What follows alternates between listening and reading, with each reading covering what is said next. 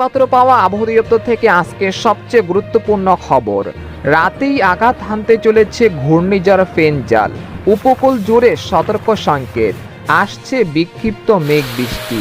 সোমবার পর্যন্ত দুই বাংলার একাধিক জেলায় মেঘলা আকাশ ও বিক্ষিপ্ত বৃষ্টির পূর্বাভাস এমনটা জানাচ্ছেন আবহাওয়া দপ্তর। আজ ও আগামীকাল কোন কোন জেলার আবহাওয়া কেমন থাকতে পারে এই বিষয়ে কি বলছে আজকের আবহাওয়া রিপোর্টে জানিয়ে দিব। সম্পূর্ণ বিস্তারিত ভিডিওদের সঙ্গে থাকুন। আর আপনি কোন জেলা থেকে আমাদের আবহাওয়ার খবরটি দেখছেন অবশ্যই কমেন্ট করে জানিয়ে দিবেন।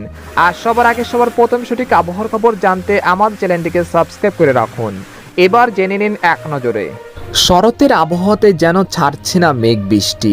সকাল থেকে দেশের দক্ষিণ ও মধ্য অঞ্চলের আকাশ ঢেকে গিয়েছে মেঘের আনাগোনায়। একই সঙ্গে কোথাও কোথাও দেখা মিলছে গুড়ি গুড়ি বৃষ্টি।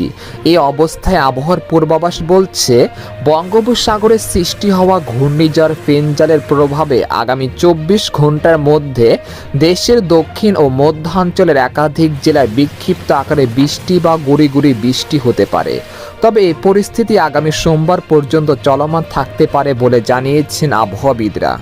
এদিকে আবহাওয়ার আরেক সতর্কবার্তায় বলা হয়েছে, এখন থেকে পরবর্তী 24 ঘন্টার মধ্যে খুলনা, সাতক্ষীরা, শ্যামনগর, মংলা, বাগেরহাট, যশোর, নড়াইল, টঙ্গীপাড়া, মেহেরপুর, কুষ্টিয়া, বরিশাল, পিরোজপুর, কাউখালী, মিরহাজিগঞ্জ, মাঠবাড়িয়া, পাথরঘাটা, খেপুপাড়া, লালমোহন, চরফ্যাশন, বুরহানুদ্দিন, ভোলা, চট্টগ্রাম, রাজস্থলী, সাতকানিয়া, রাঙ্গামাটি, কুমিল্লা, নোয়াখালী, চাঁদপুর, ফেনী ও এর পার্শ্ববর্তী এলাকাসহ দেশের দুই একই স্থানে বিক্ষিপ্ত আকারে বৃষ্টি বা গুঁড়ি গুঁড়ি বৃষ্টিপাত হতে পারে।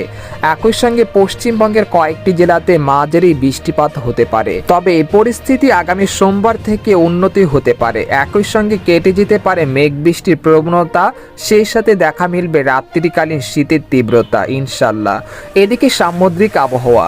বর্তমানে দক্ষিণ পশ্চিম বঙ্গোপসাগরে একটি ঘূর্ণিঝড় অবস্থান করায় দেশের সকল সমুদ্র বন্দরগুলোকে 2 নম্বর হুঁশিয়ারি সংকেত দেখাতে বলা হয়েছে। বর্তমানে দক্ষিণ পশ্চিম বঙ্গোপসাগর ও তৎসংলগ্ন এলাকায় অবস্থানরত ঘূর্ণিঝড় ফেঞ্জাল উত্তর পশ্চিম দিকে অগ্রসর হয়ে বর্তমানে একই এলাকায় অবস্থান করছে। এটি আরও উত্তর পশ্চিম দিকে অগ্রসর হয়ে আজ রাতের দিকে উত্তর তামিলনাড়ু উপকূল অতিক্রম করতে পারে। এর ফলে চট্টগ্রাম, কক্সবাজার, মংলা ও পায়রা সমুদ্র বন্দর সমূহকে